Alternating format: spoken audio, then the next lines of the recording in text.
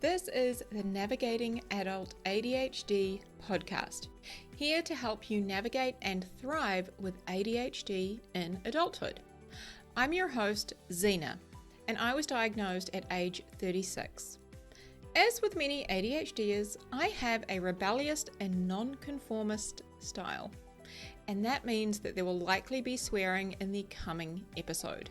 Please be mindful of any little people. Hello, my friends. So today's episode is about ADHD medication. So when I was first diagnosed, I had a lot of questions, a lot. And one of those was around medication, and that was pretty important to figure that out and navigate it pretty early on. So that's why we are doing this episode super early on in the Navigating Adult ADHD podcast. And before we get into it, I just want to reiterate, I am not a doctor or a medical professional. I am a person who has ADHD, who was diagnosed as an adult, and I have spent time treating my ADHD without medication as well as with medication. So I'm going to share with you some of my personal experiments. That was the word I was going to come out with. Anyone else here mix words together? Super fun. But anyway, I'm going to share with you some of my personal experience, what I have learned as well from extensive research over the years, and also from my years of coaching people who have ADHD. So I want to start out by reading a little portion out of the Taking Charge of Adult ADHD book, which is by Russell Barkley, and I highly recommend it. So he says, medication isn't the only treatment available. If your symptoms are mild, you may get what you need from the strategies and tools or from a special form of cognitive behavioral therapy that targets your executive function deficits. Coaching might be of great benefit. Support groups could provide you with shared ideas and inspiration, but if your symptoms are moderate to severe, medication can alleviate a lot of your struggles and allow you to get much more out of the non-medical help available. Okay. I wanted to start with that, and we're going to break it down because I think it's just really important to understand that medication is one of the things that we have available, and there are so many other strategies and options that we have with ADHD to support ourselves. Okay, so let's talk about strategies and tools. I just want to kind of break down a little bit of what he has said here. So strategies and tools are things like setting alarm reminders on your phone, using a calendaring system so that nothing gets forgotten, using accountability buddies or body doubling. So if you don't know what body doubling is, it is, say, two of you perhaps meeting on Zoom, and sometimes there's a group of people, you're meeting on Zoom and you are doing work at the same time. Okay, so you're effectively holding each other accountable and using that time and space to get specific tasks done. And often you'll, say what it is that you're going to achieve. And sometimes if there's just two of you, you will chat while you're getting things done, unless it's, you're working on a project and maybe you're just muted, but the other person is there and available. So you feel like you're not alone. Someone else is holding you accountable. Okay, it's a great idea. I haven't used it personally yet. Now, he has plenty of suggestions in his book, as well as in the book by Ed Hallowell, which is ADHD 2.0. Okay, they both talk about strategies and tools that you can use for managing ADHD. Now, you guessed it, we are going to be unpacking so many of these in coming episodes, of course. Now, cognitive behavioral therapy, or you may have heard it referred to as CBT. Okay, it is a form of therapy and coaching that works on identifying and changing thoughts, feelings, and behaviors. Many therapists and coaches are trained in this, and it is a powerful technique. Now, coaching is my line of work, and it is my absolute love.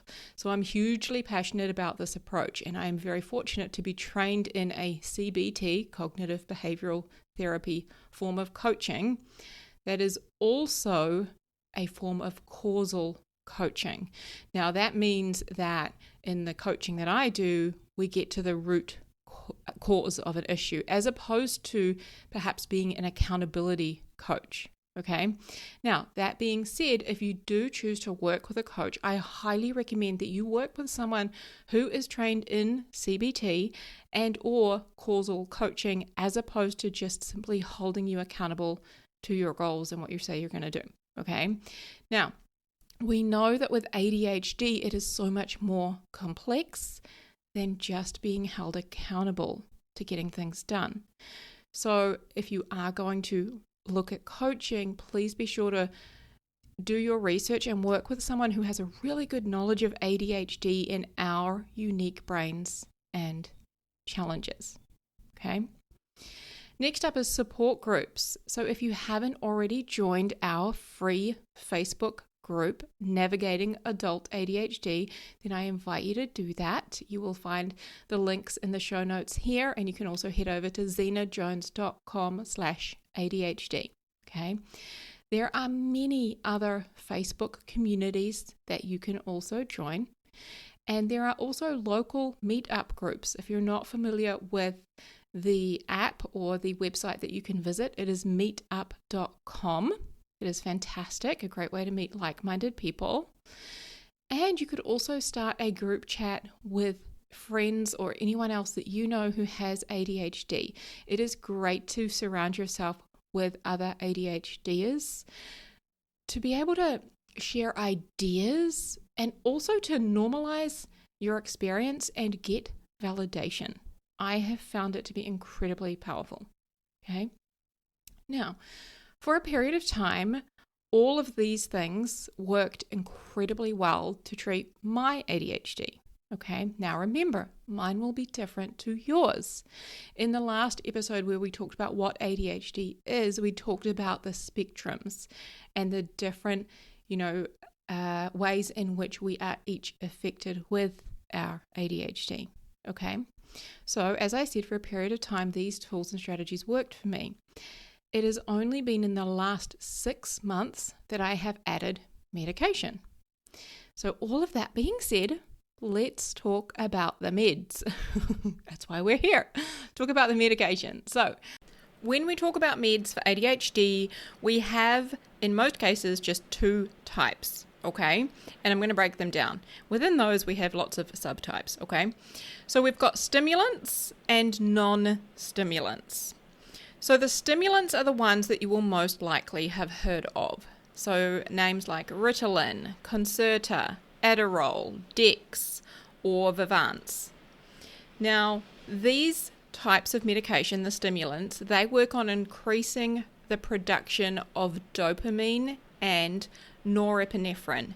Now, my friends, I just learned the other day that norepinephrine and noradrenaline are the same thing, and they are adrenaline. Okay? It was so helpful to learn that, because I had thought that norepinephrine was separate to adrenaline, but it is the American way of saying adrenaline. Okay? There we go. So again, the stimulants work on producing more dopamine and more adrenaline in our brain. These are basically the feel-good chemicals, the pleasure and reward centers of our brain.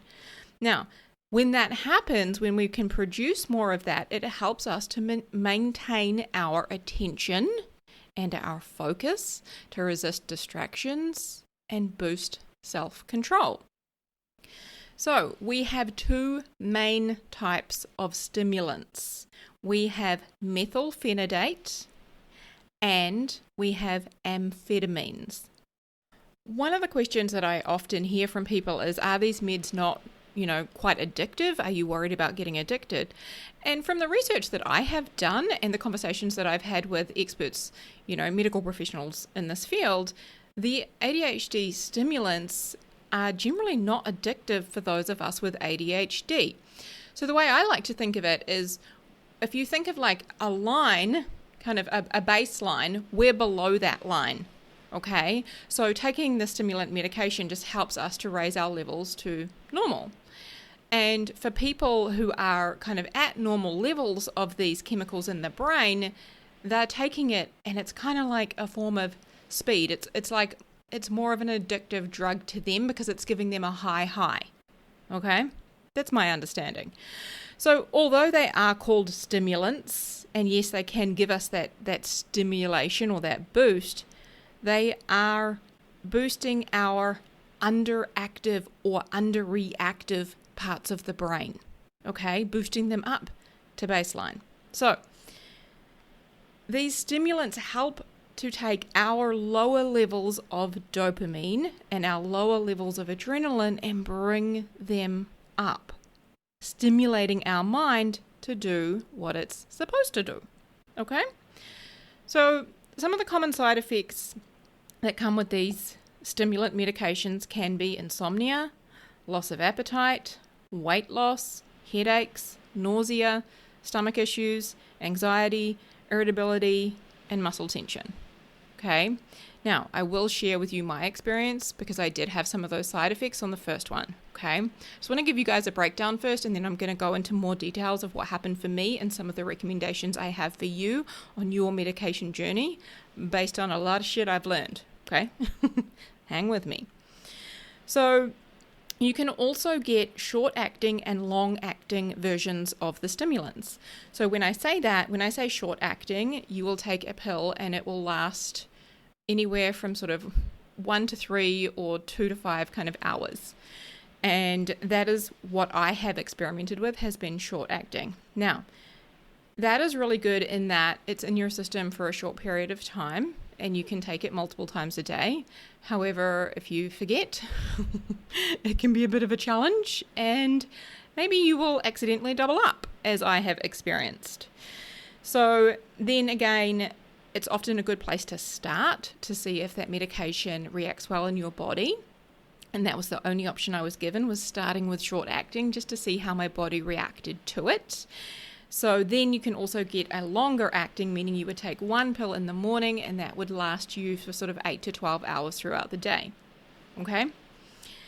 Now, is it possible to build a tolerance? This is something I was very interested to see. And there is, I believe it's in Taking Charge of Adult ADHD, Russell Barkley actually addresses this question. And to summarize what he said, over time you can build a little bit of a tolerance, meaning that you may need to increase the levels of your medication, and you may notice that it doesn't have as powerful of an effect that it began to have. Now, that has been my experience. I had to increase my dosage over time, and the impact and the experience that I had for the kind of first 1 to 2 months did kind of come down a bit. So it wasn't quite as effective as it initially was, as my body was getting used to the drug. Okay. Now, both dopamine and adrenaline, okay, these are the two things that our ADHD brains are low on, they stimulate our executive functions. Okay, got a whole episode coming on that. But the executive functions are controlled by the prefrontal cortex in our brain, basically the CEO or the boss of the brain, okay? And that is why it can be so helpful for us to have medication to increase the levels of our dopamine and our adrenaline when our executive functions are really taking a hit, okay? So let's talk a little bit about non-stimulant medications. Okay, so you may have heard of atomoxetine or Strattera.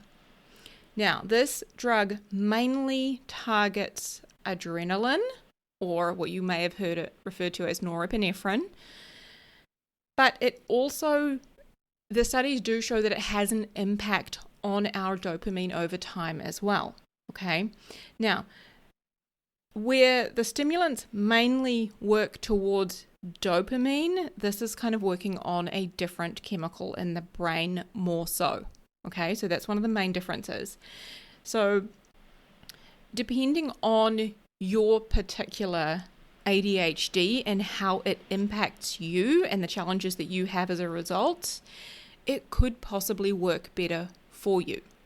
Okay, so it's worth having that conversation with your doctor depending on the specific challenges that you're having.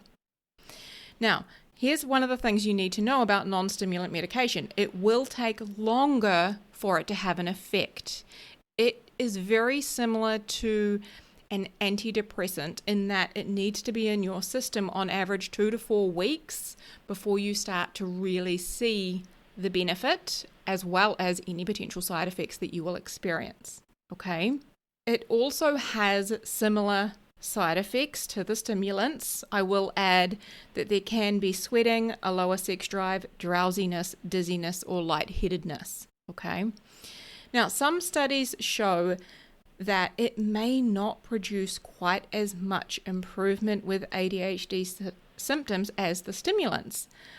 But again, this is so unique to each individual, okay? And again, your medical professional is going to, steer you in the right direction and tell you at least where to start. But what I want to stress is that it can be a bit of a process finding the right medication for you, your body, and your ADHD symptoms. Okay, so it's going to depend on a variety of factors, my friend. Another thing I want to mention here is anxiety and depression is also very common for people who have ADHD. And again, there is medication that can support that. Okay, I'm not going to talk about that at all in this segment. When I first started medication, I was on a form of Ritalin. Now, this is based on the recommendation of my psychiatrist after the visit that we had and the things that we had talked through and the symptoms I was presenting with. And she said to me that this is where a lot of people start, and you start on a very small dose, one that they would also start children on when they present with ADHD. Now, initially, I thought it was the best thing ever. So I thought it was incredible when I first started taking it. I had never been so focused in all my life, and I was getting so much done. I went into my psychiatrist on our second visit and I said to her, holy shit, this has changed my life. Then I started to notice some symptoms that perhaps weren't helping me so much. I started to have the odd headache. And when I'd initially started taking it, I had a bit of an upset stomach, and that eventually went away. But I started noticing headaches and tension in my neck and shoulders, and I was hyper focused. What I felt like happened was that some of the symptoms I had actually ramped up more so than ever before. So my hyper focus, although it had been really useful when I'd had it before, it was like on steroids, let's say, and it took me away from spending time with family and friends. I spent my weekends going down a rabbit hole working because I love what I do, but it took me away from other things I love, like spending time with friends and family. I also slowly became anxious. And about 2 to 3 months in on the medication, I noticed that my anxiety was increasing. It got to the point where I didn't want to leave the house and go down to the shops or meet with friends because I was so anxious. And my mood was decreasing, meaning I just didn't really give a shit about a lot of things. So I noticed that I didn't really want to exercise. I just didn't care about exercising anymore, and I didn't feel like eating healthy. I just wanted to eat what I wanted to eat. I just didn't really care.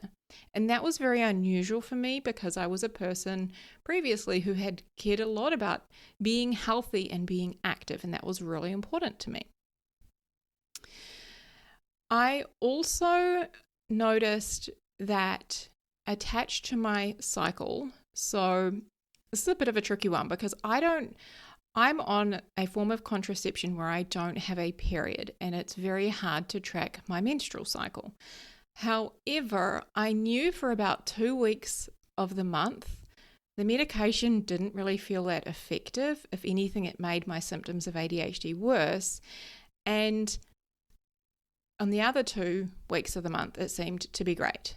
That's kind of what I started to notice. However, again, the anxiety was on the uprise and the mood was on the decrease. So I emailed my psychiatrist and I told her what was going on and what I had noticed, and she told me to stop taking it immediately and book in for another appointment, which I did. It was great. So When I initially booked my appointment, I was given an information sheet full of information, which was really helpful, and it talked through potential side effects. I did my own research, but due to this happening quite slowly over time, I didn't initially associate some of these things with the medication. Now, I started, I would say a little bit later on, I started keeping a notebook, and I was keeping track of certain things that I was noticing, such as my mood and my anxiety and the kind of tension headaches that I was starting to get. And I was trying to also kind of track it in with some form of a female cycle, but that was really difficult. Okay. Next, I moved to DEX, which is short for dexamphetamine. So I moved away from methylphenidate drugs and towards amphetamines. And I am in no way advocating that is the right choice for you. I'm just sharing that I found the methylphenidate didn't work quite as well in my system, and now I have been on Dex for a few months. It is definitely an improvement, but by no means is it a fix. So I want to explain what I mean by that. It is helping me to feel so much more level. So my mood is, and I'm going to say for the most part, but not for all the parts, but for the most part, especially when I'm on the medication, my mood is a lot more level and I feel a lot more me. I am way more able to focus and I feel much more in control of my executive functions and my ability to follow through, to get things done, that kind of a thing.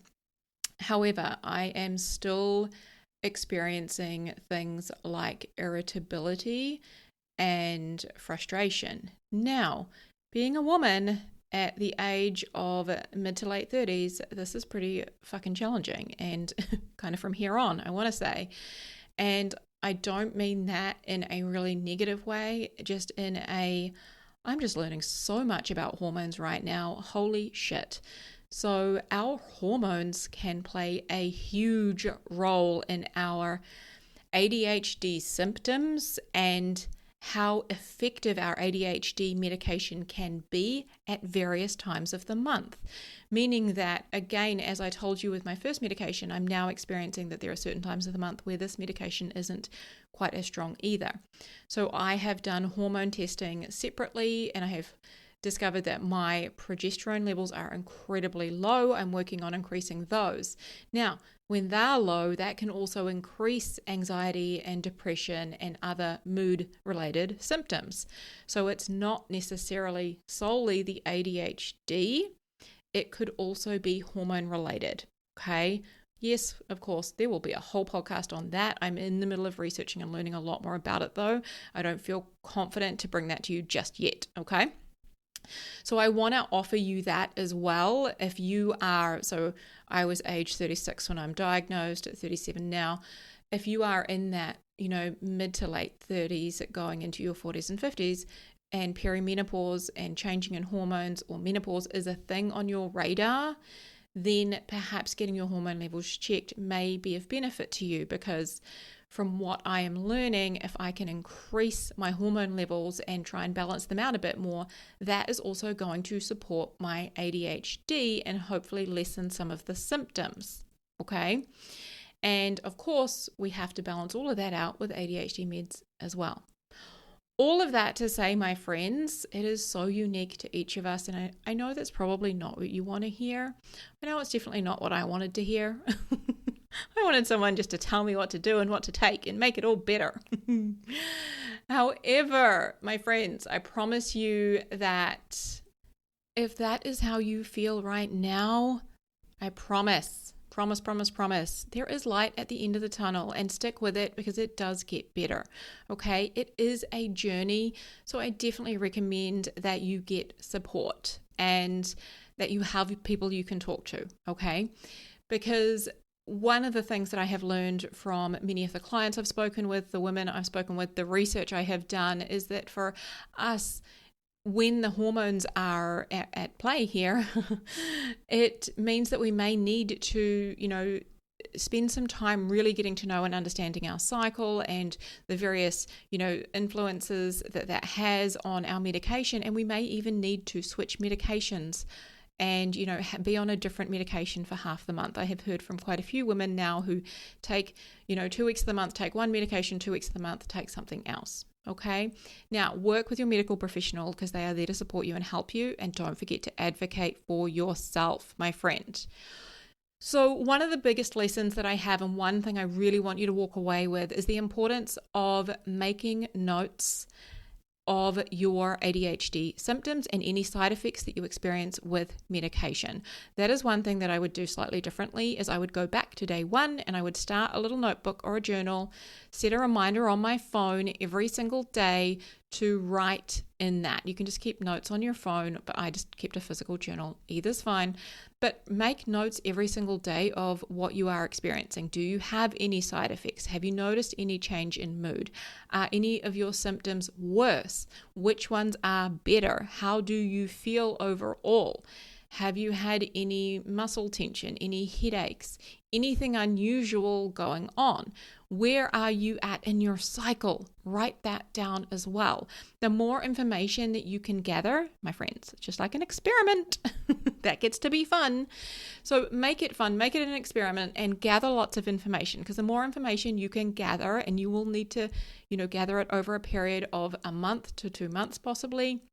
The more you can do that, the sooner you can find what works best for you and your ADHD and your body.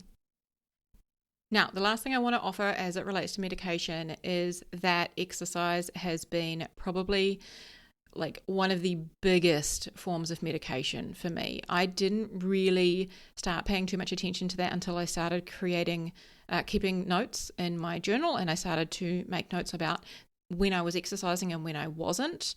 And the days that I was exercising, particularly in the morning, it helped me hugely with my ability to produce results, to focus, to be less distracted, to be less irritable, to be less moody.